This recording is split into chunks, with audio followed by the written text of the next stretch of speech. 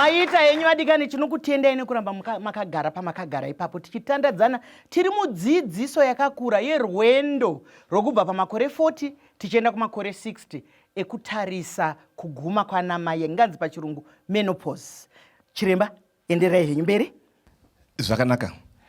Tichitarisa kuguma kunoita madzimai, rwendo pavanorufamba kusvika patime yatinoti pachirungu menopause, nemakore anozotevera after menopause. Pachivanhu chedu takaona kuti kazhinji zvimwe zvinosangana nemadzimai handingada kumati matambudziko nokuti it's not the correct word to use. Zvobva zvaita sekuti pamwe pane urwere huripo, asi pane zvinochinja pamuviri pavo zvinogona kupota zvichivashungurudza. Pachivanhu pedu ndinoona kashoma kuti madzimai ataure nezvazvo kune vavanogara navo, kuvana.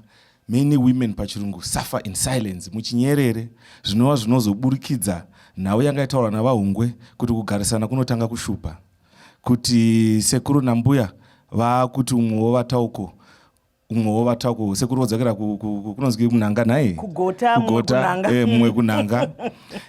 Saka zvimwe zvinhu zvinosangana nemadzimai panguva munoona kuti pane ma-symptoms kana kuti zvanosangana nazvo zvatinoti ma-hot flashes, kunzwa kutsva vaenda sevadirwa mvura, vachidikitira.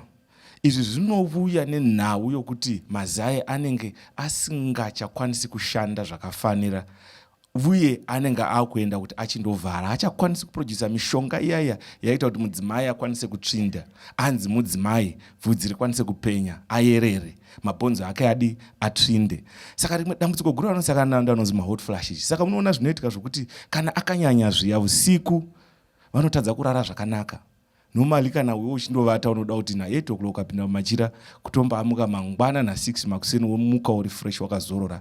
Asi unoona kuti pano nepano vanomuka vachivhura window vafugwe nemhepo, pano nepano vanomuka vachivhura curtain. Hino vomuka makuseni vakaneta nokuti ukaita chivato chokuti wavata wamuka haumuki uri fresh nai.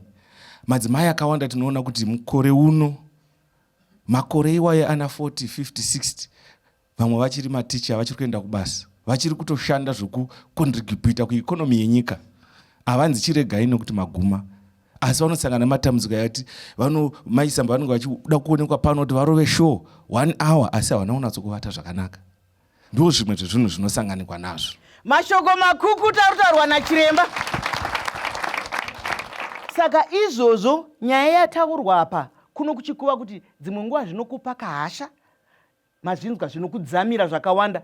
Pamwe unenge uine zvizukuru, mazuva ano kune ndufu dzakawanda, ndiwo uri kusara nevana vako vazhinji, vazukuru vana vakafa. Izvozvo iwe hauna kuvata zvakanaka sekutaurwa kuitwa naChiremba. Saka toita sei kuti vanhu vedu vanzwisise ndiri kuya pamuri sister, nekuti izvozvo vamwe vanosvika pakurambana. Kune imwe misha yakatoparara, asi nhau iri rwendo irworwo rwekumakore urwu rwokuguma kwemakore, vanhu vasina kunyatsogashira nzwisiso. Toita sei kuti vanhu vedu vanzwisise? Chiremba vati hatidi kuzviti matambudziko, pamwe tongozviti zvigozhero, zvimwe zvezviro zvinganetse. Sister, iri dambudziko rakanyanya zvokuti ndera ndinofungidzira kuti riri kubva panyaya kusabuda pachena kwatinoita pachivanhu chedu. Zvinhu zvinotaura zvesexuality, kukura, kuyaruka, kuita sei, haasi maopen discussion atinokwanisa kuita mukati memhuri dzedu. Nekudaro ngatidzokerei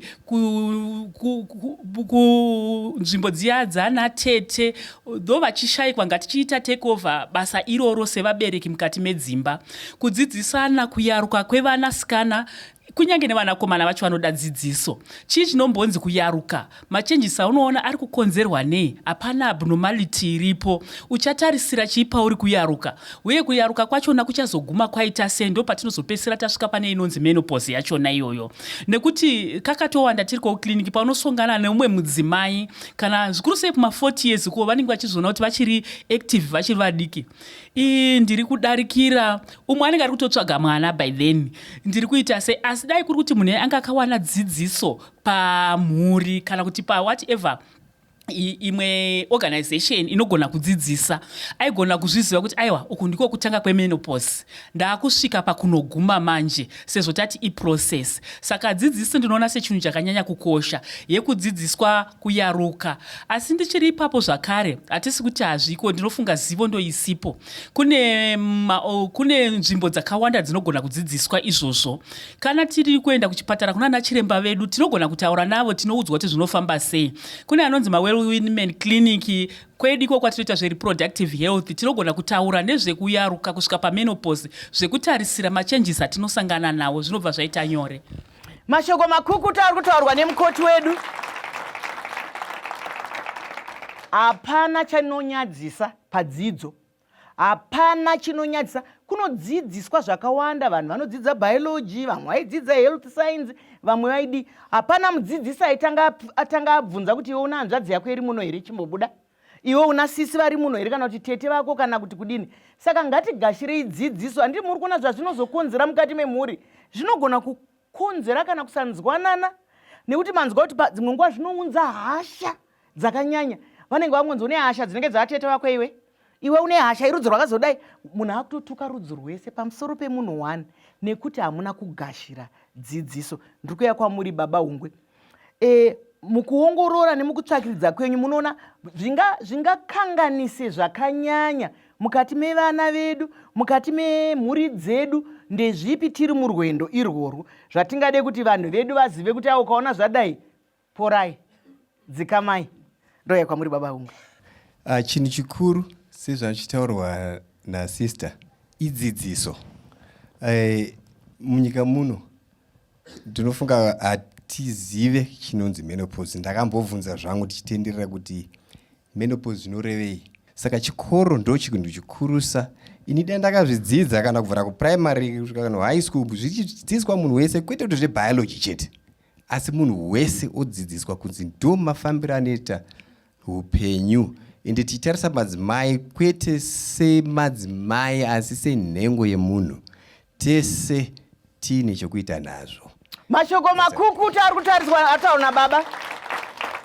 Saka muri kuona kurudziro iri panoka ndeyekuti mhuri ngaitore nzvimbo, ngatidzidzisanei, ngatitsigiranei. Mukaona kune vamwe vanhu vamunotoona kuti mufungi asi chii chakazoitika, vaisambodara vakanzi atete moyo ndinodadiko ndega ndimutora moko zvazodi vakungoganduka ganduka. Asi tiri kuvanzwisisa here? Ndakuya kwamuri, taurai zvenyamwene. Ini mubvunzo wangu uri pana Dr. Ndinonzwa kuti mubhaibheri makanzi pana mai vakaita mwana vabva zera. Ko kana usisaende kumakore unoita mwana here? Wechipiri taura yenyu. Wechipiri, ko kana mwana achinzi akapanda chirimo zvinenge zvichirehwa kuti kudii? Ndizvozvo. Asi ipapo pakupanda chirimo handizivi kuti dokta zvadzika gejo here izvo. Regai ndizvirerutse kuti muzvinzwe. Kana tichiti mwana akapanda chirimo, zviri kureva kuti mwana uyu akaenda, nekuti pamutsika nemagariro pane nguva yavanotarisira kuti munhu anotanga makore kuenda kumakore pangoro yakati. But kana aenda nguva isiriri anonzi apanda chirimo, haadzikamisike, anochenama, haagadzirike. Handitika? Saka iyo yekuti umwe mubvunzo wavo ndewekuti kana munhu aguma anogona kuita mwana here? Chirega nditange nomupindura nemubvunzo wokutanga. Zvinoitika kana kuti chiremba regai nditi patinoya pachikamu chinotevera mobva matangisa. Ngatimuturai mafemo. Zvakanaka.